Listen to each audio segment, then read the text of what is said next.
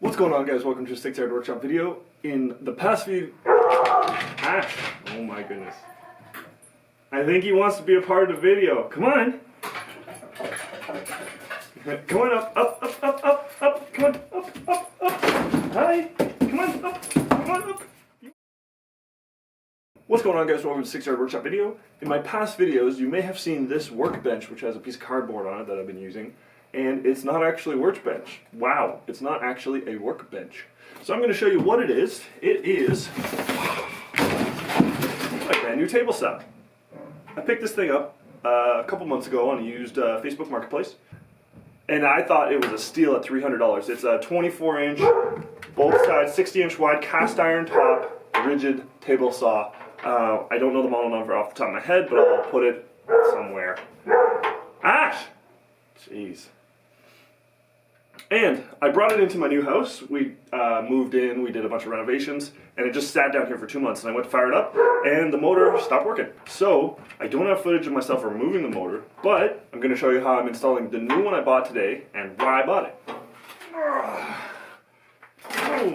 So this is the motor I got. It's substantially larger than the other motor I used to have. It's the same spec, but it's internally sealed, so that there's no way that sawdust can get in, so that's one bonus over the other one. And it's got this fan on the side.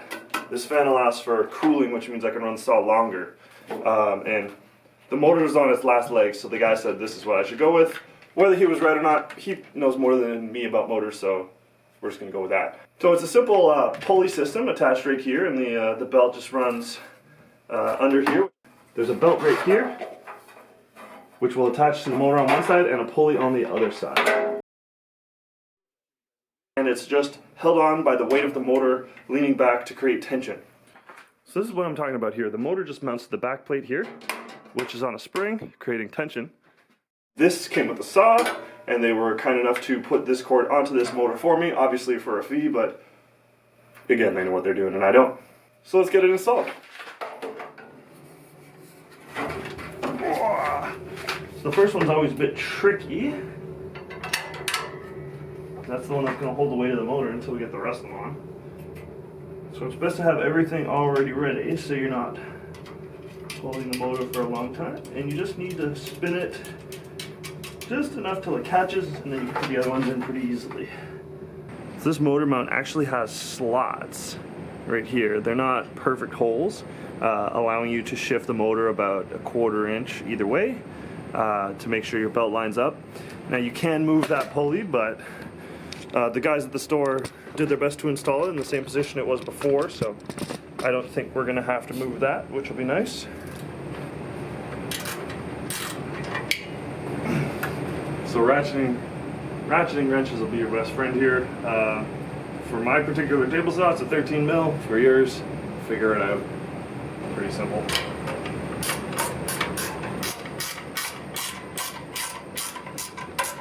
And I figured before I run the wiring back through the table and hook the switch back up to the table, I might as well plug it in and make sure it works. In about 3 seconds, I'll either be really happy or really sad.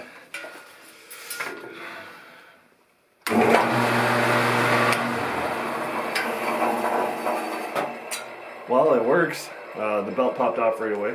I know it's angled slightly this way, so it probably needs to be a little more centered. And that's just come from this plate bending over time, I would guess. So if I just maybe one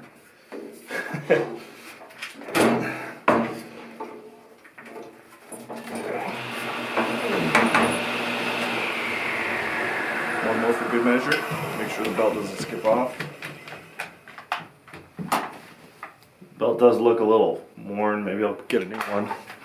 So it's hard to pick up on camera, but there's a little bit of fraying right here. So reattaching the switch is really simple.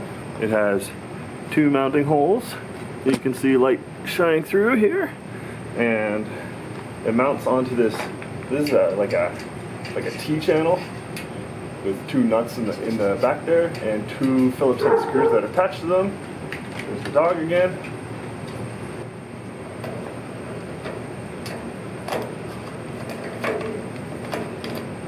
like that, not super tight.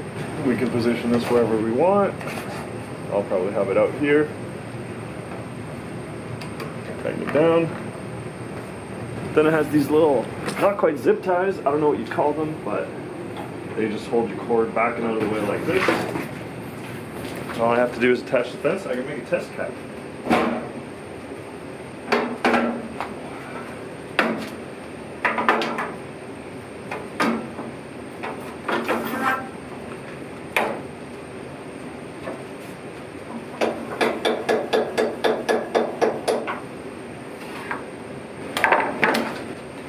Probably should plug it in.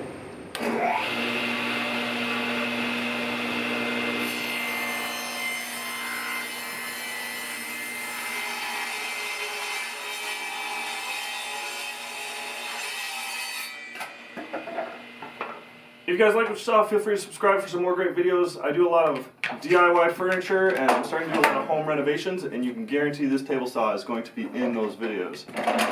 Thanks for watching, and we'll see you next time.